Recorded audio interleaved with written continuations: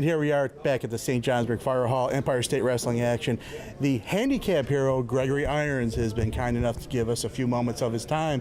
Welcome. So you've been in the business 12 years, and you were diagnosed with cerebral palsy. Right. I mean, the obvious question is, how much have you had to overcome to get where you are right now?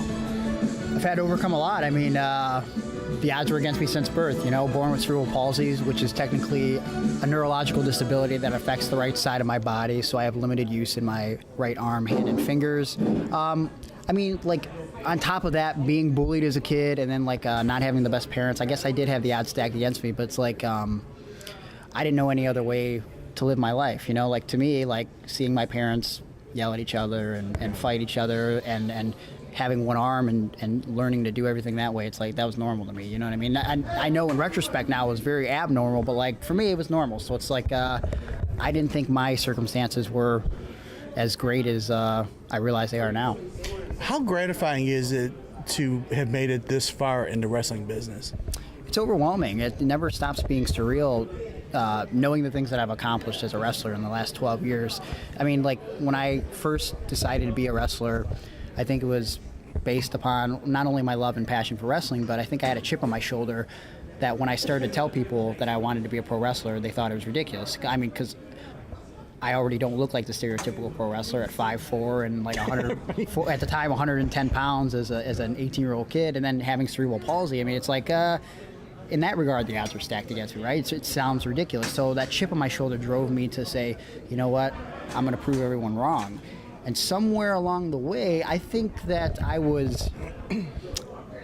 tricked myself into thinking like I'm going to prove people wrong. Because then when I start doing stuff where I'm like interacting with some of my heroes in the ring, like CM Punk and Colt Cabana and Stone Cold Steve Austin, the Dudley Boys, and when I'm doing stuff with guys like that, it's like, wow, this is actually my life. You know, it's crazy what you could do if like you take that first step in overcoming your fear of failure to try to prove people wrong and live your dream. It's like, I don't know, I'm living proof of all of that.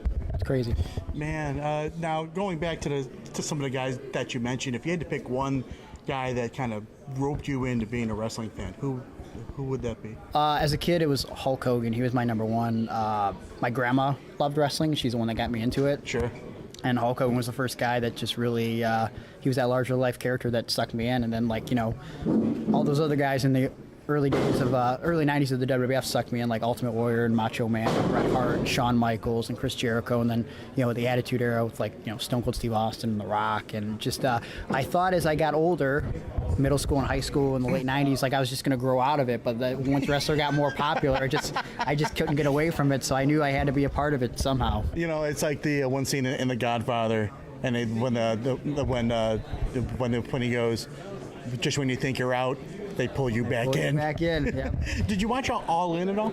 Yeah, it was a great show, and it was. I saw so many of my friends on that event, and it's just kind of crazy and surreal to think that, you know, when I started wrestling in 2006, the business was in a position to where, with no competition, with no WCW, with no ECW, it was hard to imagine getting to a point where the business would flourish as much as it is right now, especially with independent wrestling. Like, there were super indies right back then, but like those guys still weren't making a crap ton of money. And now it's like guys like the Young Bucks and Cody and the Bullet Club have created a situation where it's possible to be financially successful in professional wrestling without the WWE, and like that's a point that I never thought we'd get to, but I'm happy to see it.